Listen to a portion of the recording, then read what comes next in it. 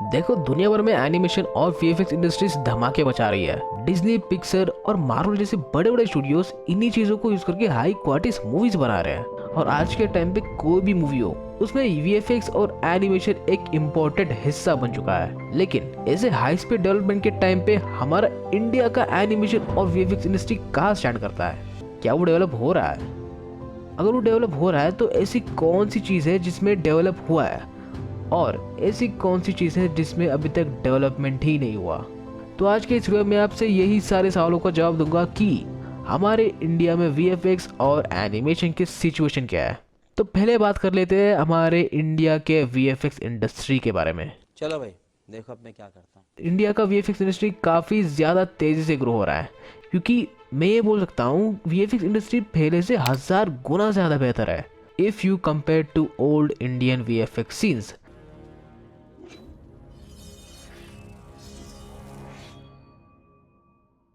चाहे तो हम एग्जाम्पल के लिए मूवीज ही देख लो। आरआरआर में हम सभी लोगों ने वो टाइगर सीन तो जरूर देखा ही होगा, और हम सबको पता है वो सिर्फ एक वीएफएक्स है। लेकिन तुम उसे एक बार ऑब्जर्व तो करके देखो कि उसे कितना रियलिस्टिकली बनाया गया है। एक सेकंड के लिए ऐसा लगेगा कि असली टाइगर को यूज किया गया है, क्योंकि उस टाइगर के मूवमेंट और वीएफएक्स सीन्स काफी ज्यादा तगड़े थे, और ऐसा लग रहा था कि मैं कोई लायन किंग का मूवी देख रहा हूँ।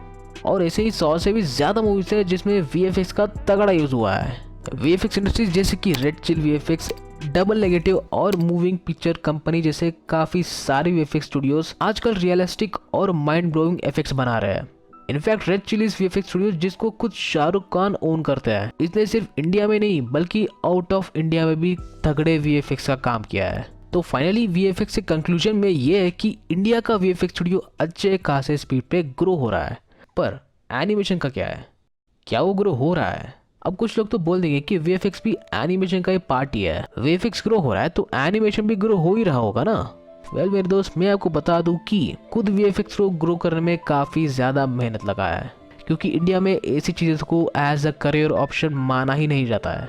In fact due to lack skilled artist, old technology और एक ऐसा माइंडसेट जो एनिमेशन और वीएफएक्स को हमेशा करियर ऑप्शन से निकाल दिया जाता था, जिसकी वजह से खुद वीएफएक्स इंडस्ट्री को भी ग्रो करने में काफी ज्यादा स्ट्रगल करना पड़ा। पहली बात तो मैं ये सब इसलिए बोल रहा हूँ क्योंकि मैं बात कर रहा हूँ एक प्योर गुड क्वालिटी 2D और 3D एनिमेटेड सीरीज और मूवीज के बारे में। और ये बोलना चाहता हूँ कि इंडिया का एनिमेशन का सिचुएशन अभी भी स्ट्रगलिंग सिचुएशन में है जैसे वीएफएक्स का था। क्योंकि यार मैं ये नहीं बोल रहा कि इंडिया में अच्छे एनिमेशन नहीं बने हैं, ऑफ कोर्स बनाया गया है, और कुछ तो देख के मेरे होश उड़ गया कि इन लोगों ने ये सब कब बना दिया। फॉर एग्जाम्पल, क्या आपने Arjun and the adventure of ice lotus वाला एनिमेशन सुना है?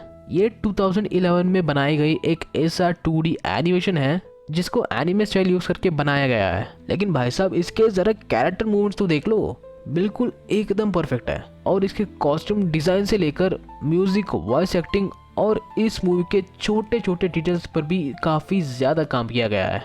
मैं आपको रिकमेंड करूंगा कि इसको एक बार जाके जरूर देखना, क्योंकि पूरी मूवी देखने के बाद आप कभी खुद होश उड़ जाएंगे।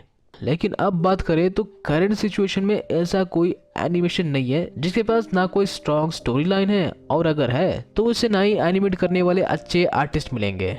इंडिया में काफी सारे एनिमेशन तो बनाए जा रहे हैं, लेकिन वो भी पुराने टेक्निक को यूज करके, और हमेशा से सिर्फ ये माइंडसेट रख के कि एनिमेशन सिर्फ बच्चों के लिए बनाए जाते हैं।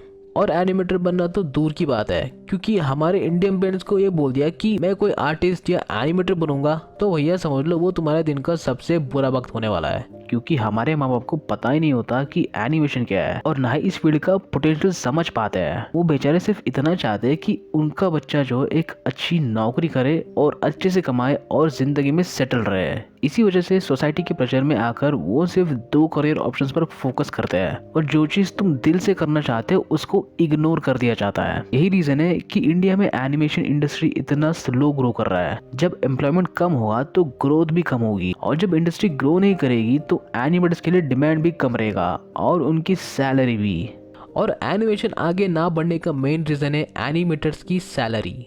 अब मैं ये ऑनेस्टली बोलूँ तो compare to other countries India में एनिमेटर्स को काफ़ी ज़्यादा कम पे किया जाता है। हाँ, if you are a beginner level animator जिसके स्टार्टिंग सैलरी को देख के लोग वहीं पर एनिमेशन को छोड़ के चले जाते हैं, क्योंकि हमारे एनिमेशन इंडस्ट्री ज्यादातर चीप लेबर पे फोकस करता है instead of hiring skilled workers for better quality. क्योंकि अगर तुम देखो तो स्किल्ड एनिमेटर्स को ज्यादा पे करना पड़ता है फॉर बेटर क्वालिटी, पर यहाँ पर इंडस्ट्री फोकस करता है चीप लेबर पर, क्योंकि वो पैसे कम लेते हैं और जैसे तैसे करके काम को बस खत्म करते हैं। ना कोई क्वालिटी, ना कोई डिटेलिंग और ना कोई सही मॉडलिंग। देखो एनिमेशन इंडस्ट्री ज्यादा पैसे खर्च करने का रिस्क नहीं लेना चाहता है, जिसकी वजह से जो असली स्किल्ड है वो इंडिया में ऐसे ही जॉबलेस हो जाता है, या तो ऐसी जगह पे काम करते हैं जहाँ काम काफी ज्यादा और पेमेंट काफी कम, और काफी सारे एनिमेटर्स कंट्री को ही शिफ्ट कर लेते हैं और उस जगह जाते हैं जहाँ पर उनके काम का असली वैल्यू मिलता है।